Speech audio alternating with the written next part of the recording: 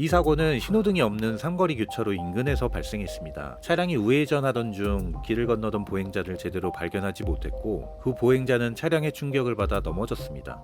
피해자는 즉시 병원에 이송됐고 초기 진단은 전치 12주였습니다. 교통사고 실무에서 12주는 중상의 기준선입니다. 여기까지만 보면 전형적인 중상의 교통사고처럼 보입니다. 그런데 이 사건에서는 두 가지 변수가 더 있었습니다. 가해자는 중국 국적의 외국인이었고 피해자는 어린이였습니다. 외국인 운전자 사건은 도주 우려, 국내 거주 안정성, 재판부의 인식 등 처음부터 변수가 많은 구조입니다. 피해자가 어린이라는 점까지 더해지면 사건은 단순한 교통사고를 넘어 사회적 비난 가능성이 매우 높은 사건이 됩니다.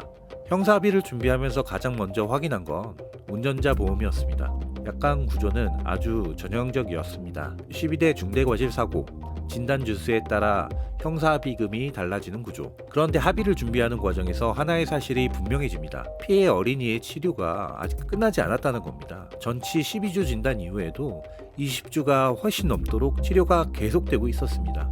이게 왜 문제였을까요? 운전자 보험 약관상 진단주수 12주와 20주 사이에는 형사합의금은 7천만 원이나 차이가 났습니다. 7천만 원입니다. 그런데 여기서 문제가 생깁니다. 공소장에는 여전히 전치 12주가 기재되어 있던 겁니다.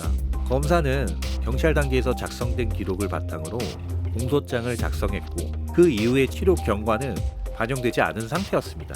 형사합의는 현재 기준으로 진행됩니다. 하지만 공소장은 과거의 숫자에 고정돼 있었습니다. 보험사가 실제 치료 기간을 기준으로 합의금 지급을 검토하는 과정에서 이 괴리가 분명해졌습니다. 결국 검사는 공소장 변경 허가 신청을 합니다. 전치 12주에서 전치 20주로. 많은 운전자가 이렇게 생각합니다.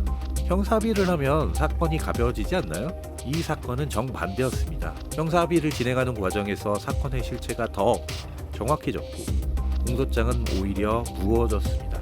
운전자 보험은 진단주수를 기준으로 작동합니다.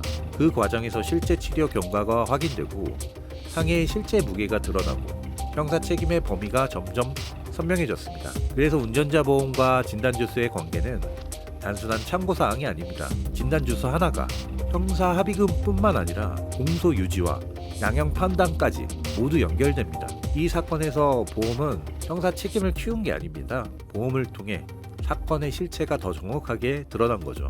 재판부는 불리한 요소와 유리한 요소를 모두 저울에 올렸습니다. 어린이 피해자, 외국인 운전자, 중한 상해.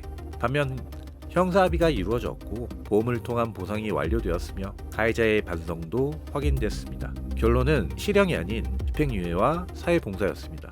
이 사건은 운전자 보험이 사건의 경중을 다시 확인하는 역할을 하면서 피보험자에게는 불리하게 작용한 것처럼 보일 수 있습니다.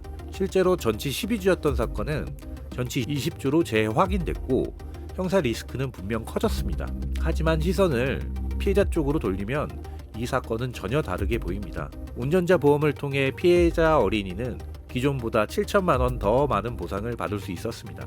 피해 회복이라는 관점에서 보면 운전자 보험은 이 사건에서 결정적인 역할을 했습니다. 그리고 결과적으로 운전자는 보험을 통해 형사합의금을 지급했고 사건의 무게가 커졌음에도 불구하고 실형이 아닌 집행유예와 사회봉사로 사건을 마무리할 수 있었습니다. 운전자 보험은 형사사건에서 모든 걸 해결해주는 보험은 아니지만 피해 회복과 사건 수습을 가능하게 만드는 사실상 필수적인 보험이라는 걸 알려주는 사건이었습니다.